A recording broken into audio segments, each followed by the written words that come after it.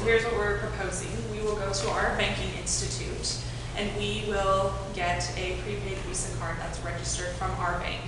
If FFA is going down to state and FFA would like $1,500 taken out of their FFA account, Ginny will cut a check to the district. I will then deposit that onto that prepaid Visa card. I will give you the prepaid Visa card. And then when you return from that trip, you will give me back the Visa card along with all the receipts that you have from purchases on that Visa card. If there is a difference between the balance of that card from all of the receipts when I reconcile it, the person who took that card is going to be liable for that difference.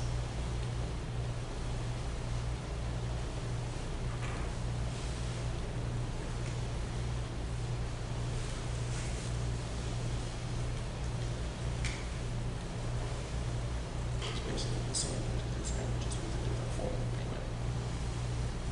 I mean, if I was a receipt, I'm still out of that.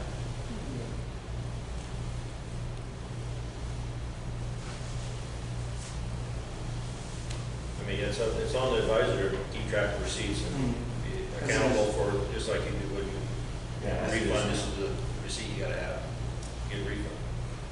It's not going through your personal checking account, which I think was a main concern, and we understand that. And again, we don't see it, but this doesn't have to be in the master agreement. This is just to be understanding this how it works or whatever. Our policy doesn't preclude us from doing it that way. It's fine. As long as we can do that. I mean, I guess I'm the only one that really impacts that's here right now.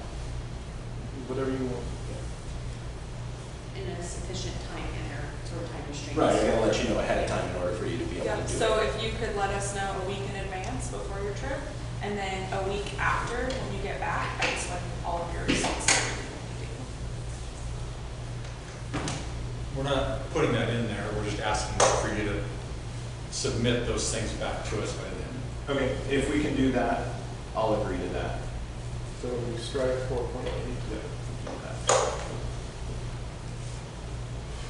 4.9, next employee intellectual property. Intellectual property created, made, or originated by faculty members should be sold in exclusive property of faculty, author, and inventor, except as he or she may voluntarily choose to transfer such property in whole or in part.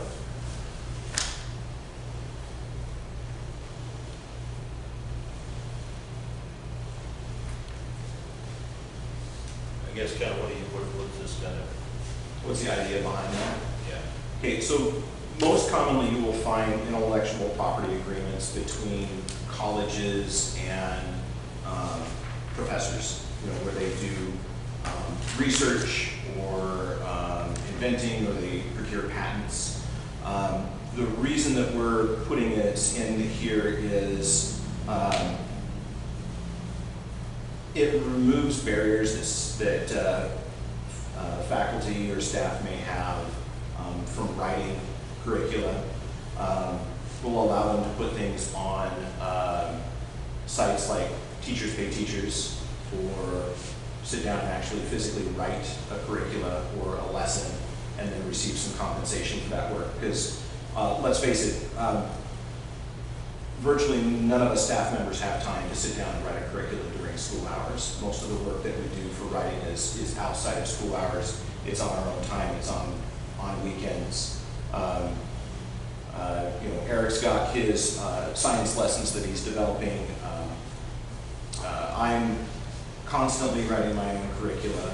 It's actually something that I've become known for in the ag area. It's what I won that national award for, was actually writing curricula, and I just want to make sure that there's still an incentive there, that if the teacher is going to put in the effort and the work to write that curricula, do the research, that they're allowed to keep that rather than having to surrender it simply because they're using that same curriculum and teaching it in their class. If I'm not mistaken, didn't the state of Idaho have something a couple of years back, an initiative where teachers were supposed to upload School maps in Idaho. Yeah, because of that.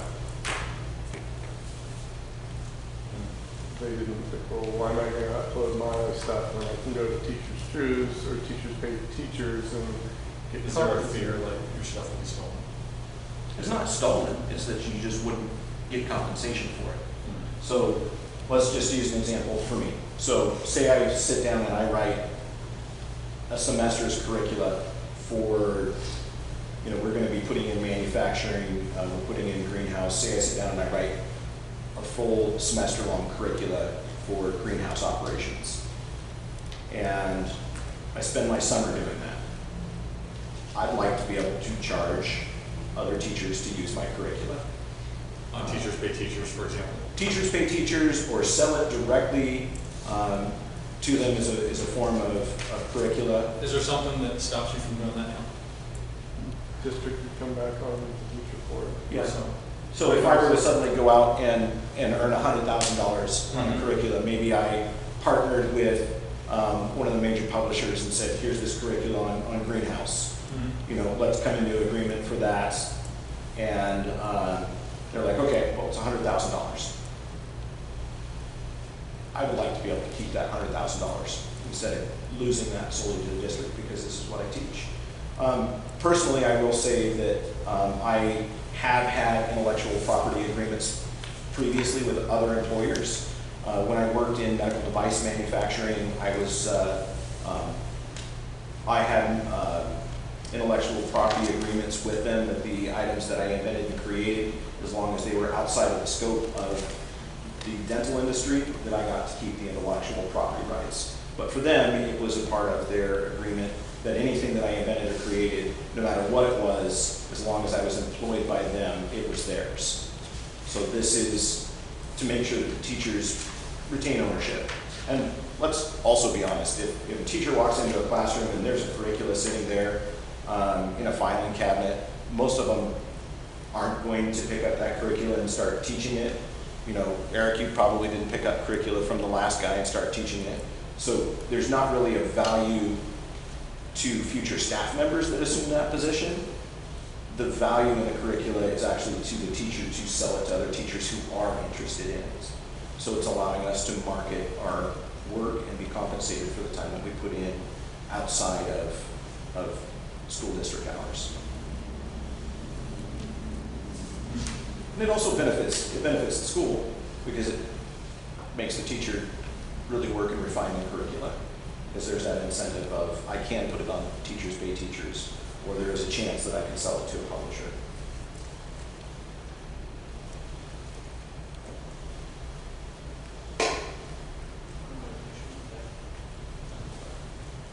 Okay. All right. So next one, 410, workers' compensation, in the event of a job-related injury, the district will maintain employees at their contracted compensation until the workers' compensation claim is approved. This is in response to the teacher assault. It's brought up other issues we were going to do that. And this is also a discussion that's actually happening nationwide as teachers are running into more and more issues with violence. There was an incident a month and a half ago where a teacher was sprayed with pepper mace for taking away a student's cell phone. There were incidences when I worked in Oregon where teachers were assaulted by special ed students and were out of the workplace for a while. The idea is that this will fill in the gap between when workers' comp kicks in and when the staff member is injured. So it just fills that gap in. It's just a couple of days. Well, we have a state law and policy already pays for workers' comp. Right. Will this need to be master agreed? There's a start period for workman's comp, and then there's the gap. There's a gap in between the two, and the teacher loses for being injured in the classroom. And there's products out there, insurances, ACLA, albeit whatever else is available to individuals to get themselves as well. For that, we have several employees that have that. I don't know what it should be the master agreed.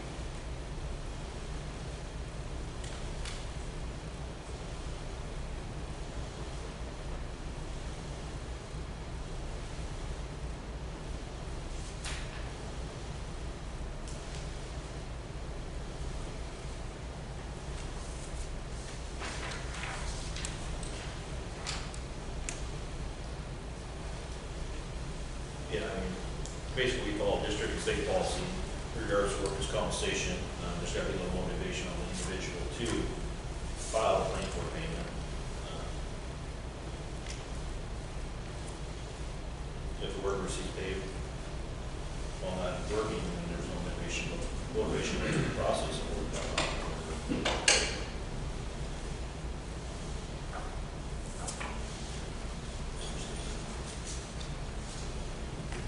Okay, so. Okay. So moving on, I have that one. Online fundraisers, the district will allow and provide access to an approved venue for teachers to do online fundraising for student projects or other projects relating and improving student educational outcomes. So we'd like to have access to funding for related stuff for education. GoFundMe, donors choose, anything like that. This would actually, in effect, have more of a wider net than just the area. Usually it's further than just the regulated communities. I don't think there's a process now. I think you guys got to go through, right? It's got to be approved by the administration. No, it's not allowed. That's why. Digital fundraising, we're not allowed to do that currently. I believe that's the board policy. We have a crowdfunding policy. We do have a crowdfunding policy. That's what this is, right? Mm-hmm. So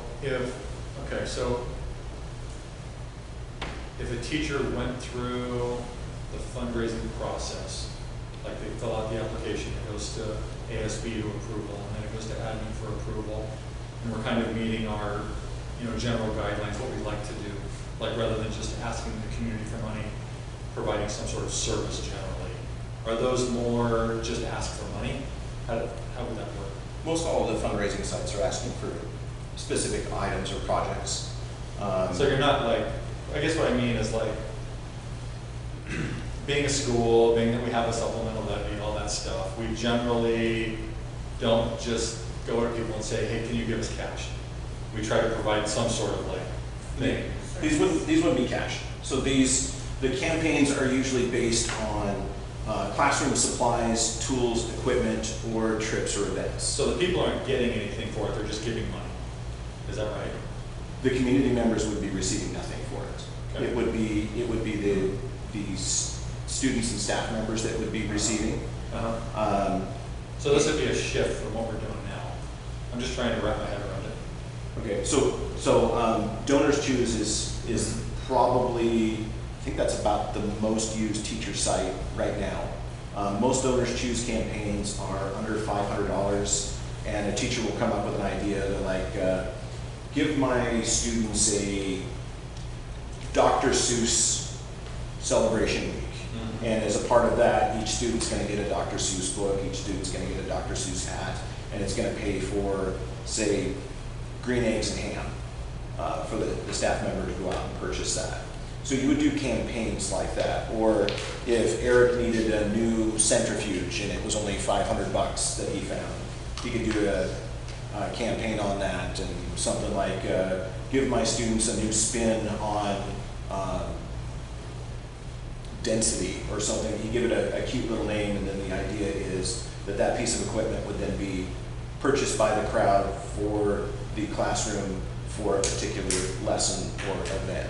But that's what these are. They're really just micro funding for a classroom to buy equipment, do field trips, or do events. And one of the things that makes it such a useful tool is traditionally, unless the teacher is really, really pushing on the community, these are generally funded from outside of the region. When I did that back at my previous school, a good portion of my funding actually came out of California. Some of it came out of New York, but most all of it came out of my district. I had one individual that actually reconnected with me, found out I was teaching, and he started funding it. And he was a business owner that lived about 40 miles from me. So he started funding things for my classroom. This is giving the staff members an opportunity to I get it. Okay. I get it. So, you guys can take this one. From my perspective, I'm the one that gets backlash on fundraising. So, I'll deal with it if people want.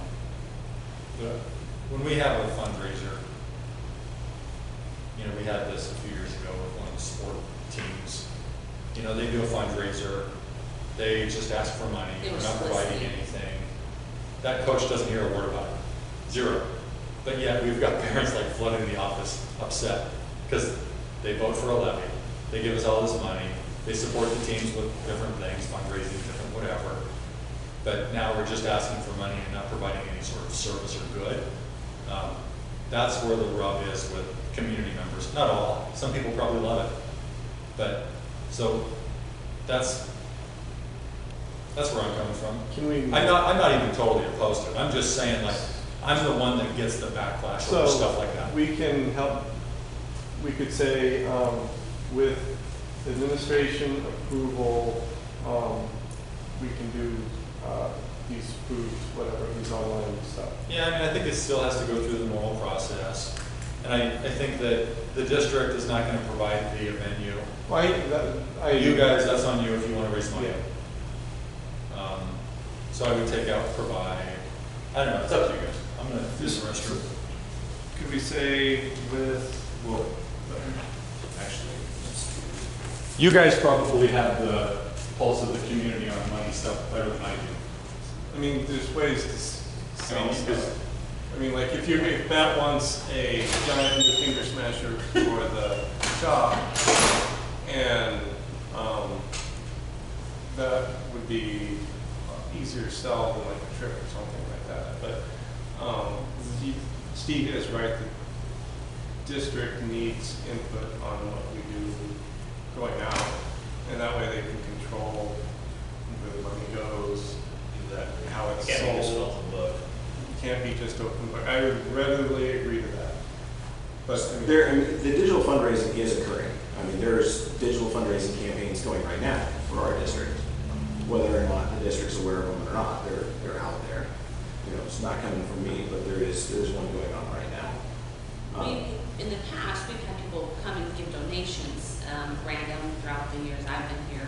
I want to make a $500 donation to the shop, or, you know, Mr. Seniorfeld wants to donate some kind of, what was it, he donated some drones, maybe. He does that, we do a donation form to it. We even had, I don't know if we're still using My School Bucks, but My School Bucks, there's a place where you could actually just open up and have FFA donation, ag donation. If you wanted to put that in My School Bucks store, where people would want to make just random donations, they can do that as well. But your fundraising portion, like if you're wanting to fundraise for a certain thing, like EPA fundraises for their trips, they usually would put on something. I mean, so could we say, with district approval, teachers will be allowed to do online fundraising for student projects and other projects aimed at improving student educational outcomes? Is that way the board controls it, administration controls it, and we do it? You want to read that, so Steve can read it. Okay. a little louder too, sorry. I don't have a bright monotone voice. We could say, with district approval, teachers will be allowed to do online fundraising for student projects or other projects aimed at improving student educational outcomes. How about going through the fundraising process for approval? With administrative approval, yes, it still goes to ASB, so that's fine. It has to. That's fine, that's fine. With ASB and administrative ASB. approval. You okay with adding ASB there too? Yeah. Okay. We're going to say with ASB What do you and say? administrative approval, or do you want district approval? I have to Administrative. say administrative. Thank you. The administration provides to make sure it's just not. I think with that one, like people, I mean, this isn't gonna help, but people just have to have good judgment, not to be asking the community for money every day. Oh, yeah. I mean, That's one reason I do the grants, is because when I came here, and even as a student, I really got irritated about door to door asking parents for money. And so that's one reason I do the grants, so I'm asking other people outside of the district for money. So we don't have, because I'm very aware of the tax and all that stuff. And I don't go ask local businesses for FFA, because they get hit all the time, so. And money's outside. Money's other places to go with money is. Okay, classroom furniture, this came up again, and we're willing to, play with the verbiage on that, but we got to better provide students with learning opportunities, increase educational outcomes. This will provide teachers with a choice of tables or desks in their classroom.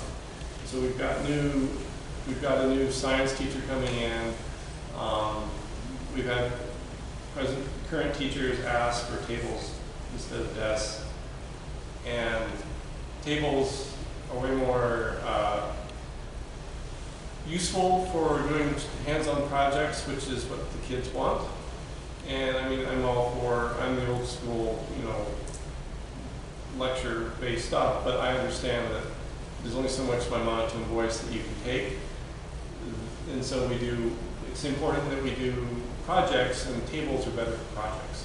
And on top of that, getting increasing numbers of students that are big people, and the desks aren't kind of, can't fit in them, and they get destroyed in short order. And so yeah, tables is much better, but some teachers want them. And we are also cognizant of, we've got these desks, they need to be used. Yeah. Also, you get a different teacher, well, I don't think it's so much cable. Yeah. Push back and forth, so you gotta store all this stuff, I've had to move that stuff. I'm very aware of that. Yeah, that's it. So We'll try to accommodate what we can, but there's no guarantees. So, When I got here, there was a mix and match of stuff 12 years ago. And every year, semester, classes change and numbers change, like coming up with the right thing. Like, it just makes it harder with tables and chairs to be flexible. And that would be a big cost commitment. It could be a huge one. I'm not opposed to working on it, but it could be a good one.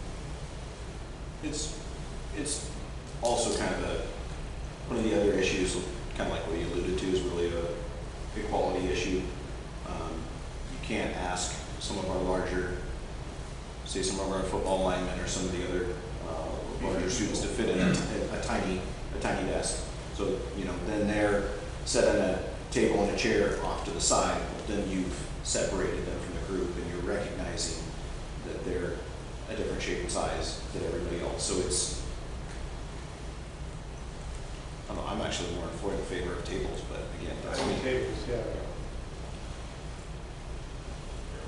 You're probably more in favor of desks. I don't have this.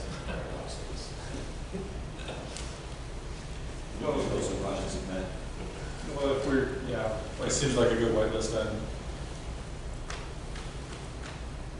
but it's come up 2 years in a row. Last year when it happened, they got the tables. Yeah. I understand They that. got, so it got addressed Yes. last year.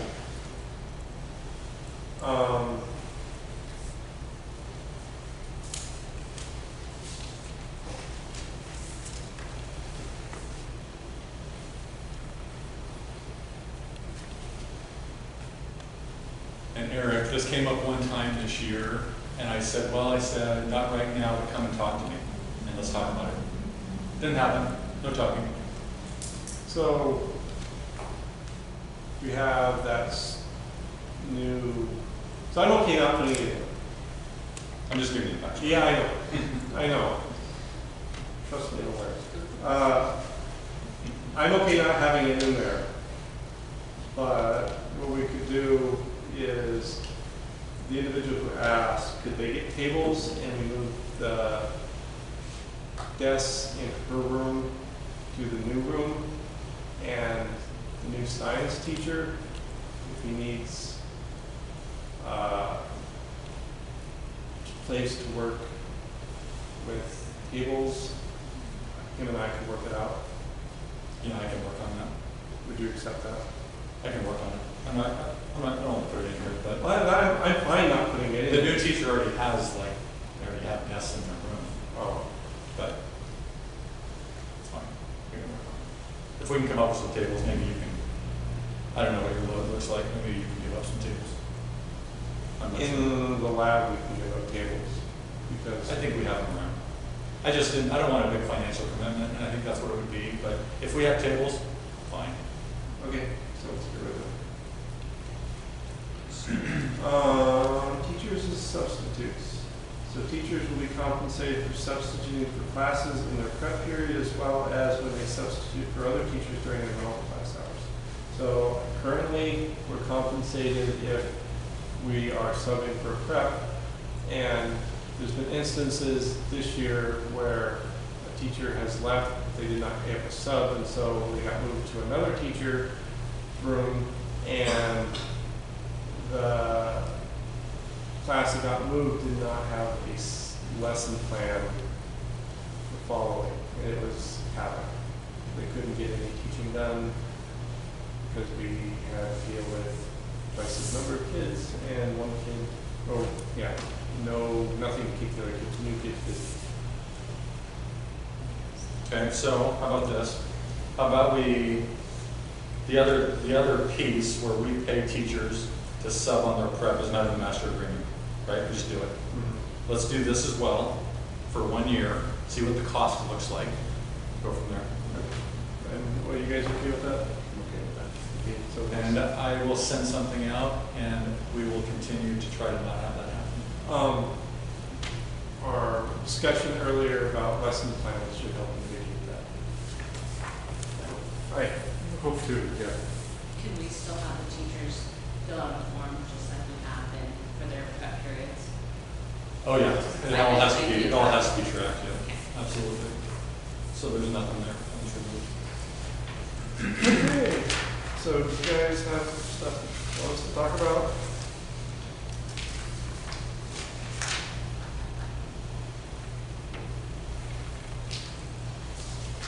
Um, 433,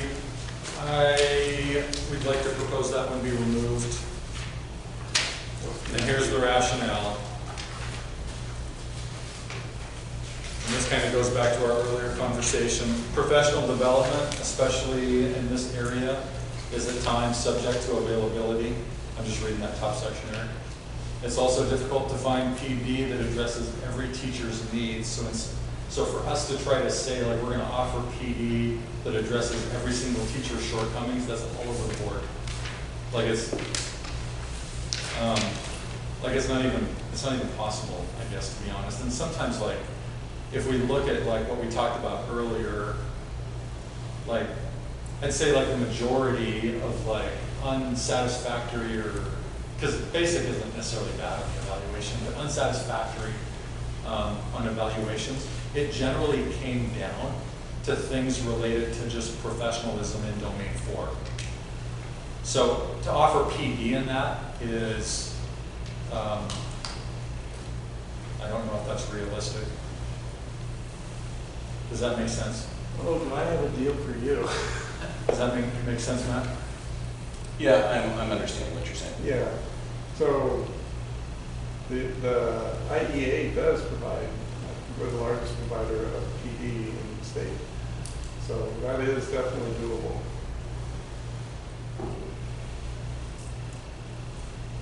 Well, I think just the fact that we will reimburse people for their PD costs and they can choose their own adventure, like we're supporting any avenue they want to take. Definitely. And if it's through the IEA, sure. And I think that goes back to their credit reimbursement stuff on the next schedule.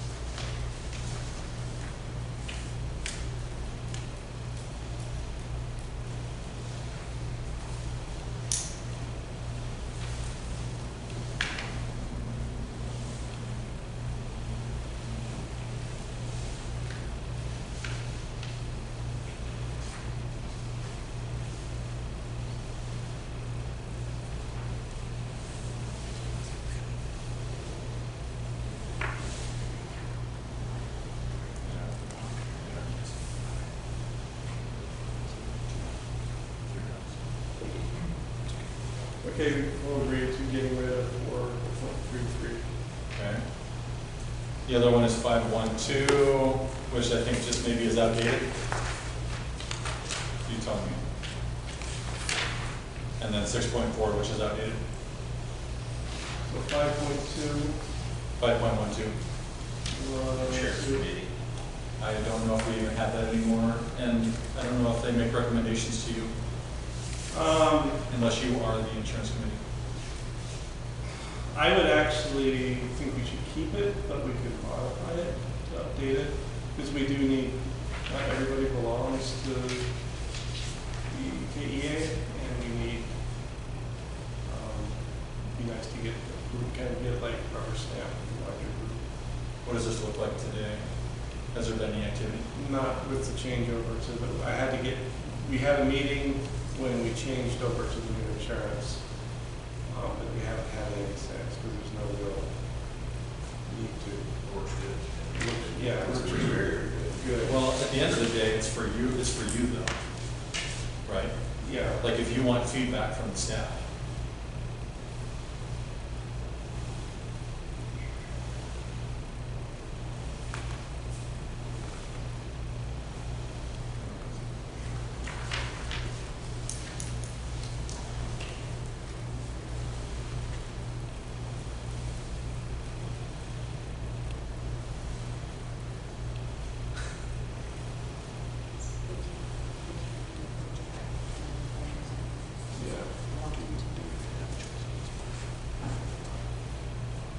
We're stuck in it for 4 years. Oh, yeah.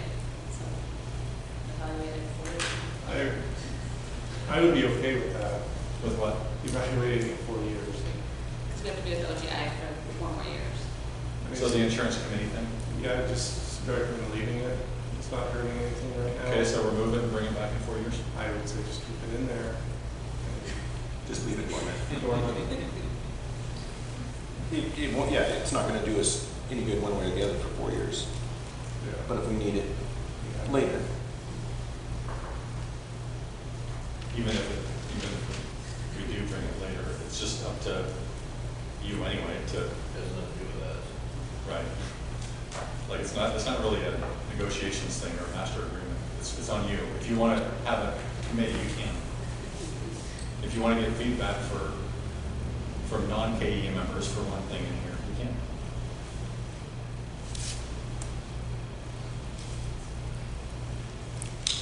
But how about we keep that and move on? Okay. For 5.3, this is saying, this, I just transposed the memorandum into the insurance, and so I'm keeping it as it is. You guys moved that separate fund to the general fund, and I don't think we spent a whole lot. You guys are still saving about $4,000 a month in insurance. And as a small school, I know we have to compete with other districts, and we're having a hard time filling certain positions. So this would make that so much sweeter, because our insurance is better than most people's. It's a small cost. I think where we are is we want to avoid financially obligating ourselves within the master agreement, but we want to do this again. Do you want to, we can put this in a memorandum again, we're happy with that. Want the MOU still? MOU, another MOU. What are you guys in? Yeah. Can I go ahead and instead of putting glasses, I'm gonna put vision in there, just like we had it last year. You guys wanted to get rid of which one? 6-4. Oh, what a clinky game, we did too.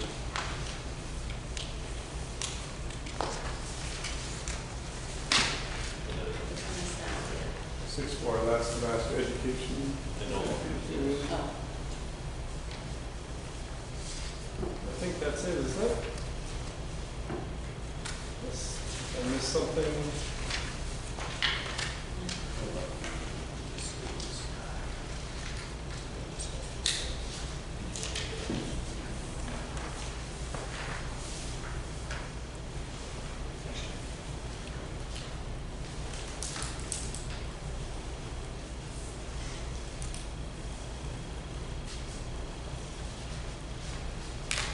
You can delete all the other things on that list that I had.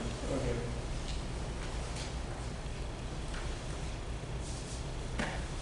You ready, top money?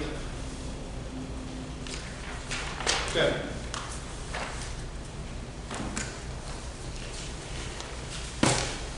So let's, couple prefaces, offers that we make are going to be percentages of adding on to the existing master schedule.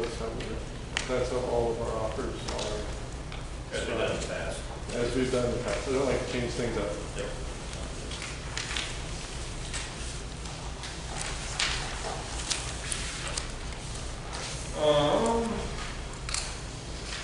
So before we get, I'm good. Before I actually pass out the offers, I want to preface this with some, 2, 5. Pass those around. So this is language we got from the state. So there's several things in this. So as you guys know, this is a banner year for teacher compensation. A lot was approved from the state. And the first one is from the SDE. Eric, you're gonna have to get bigger writing, or I'm gonna get the glasses. I'm glad you said that. I'm glad you said that, because the one that I'm going to talk about is right there. I actually thought that. I cannot see that at all. I apologize. I mean, my vision is actually, I'm a cheater, that's my vision has gotten crap in the last year. So basically, this guy Gideon Tolman from the SDE. You guys have one. It's in the deal. No,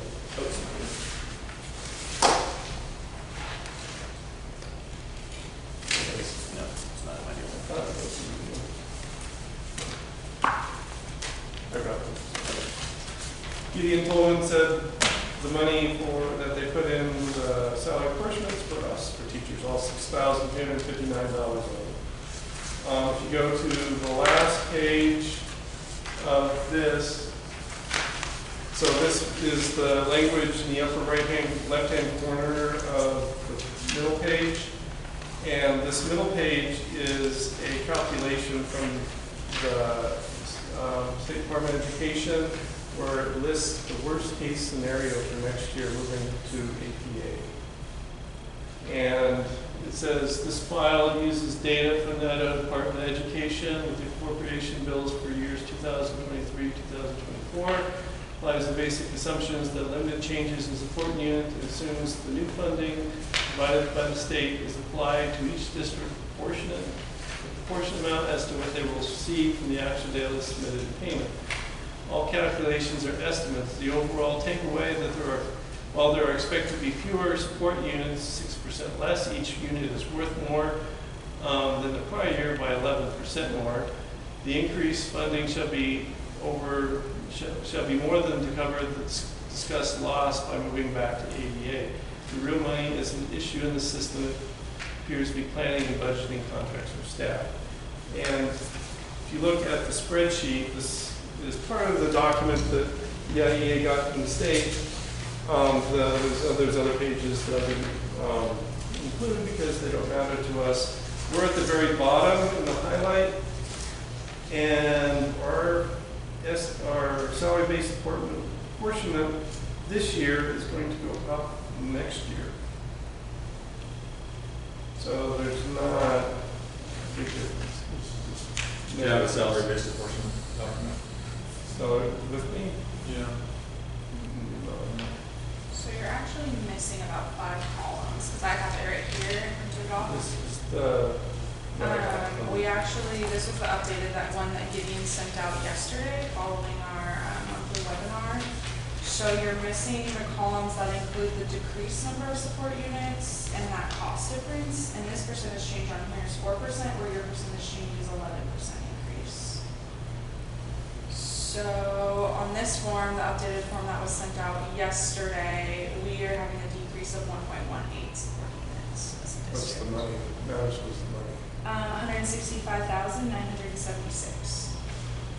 lower. It was 5,000 lower. Yeah, I have extra copies, I'll get you some.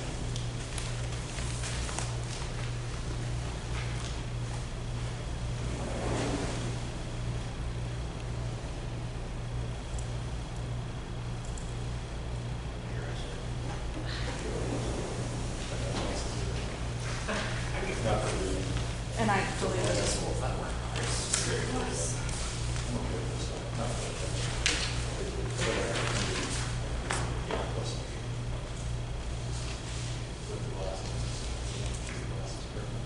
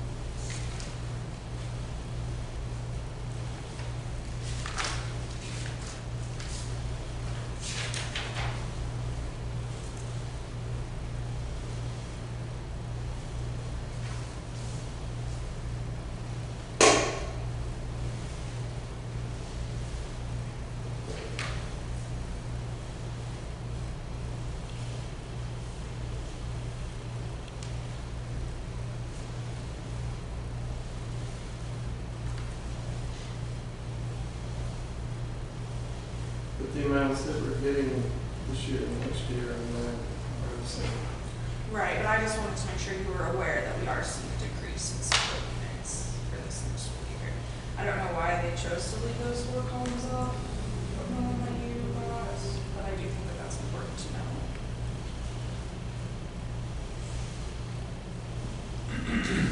And the percentage change on this one is much lower than the one that you provided. Yours is 11 and this one is 4.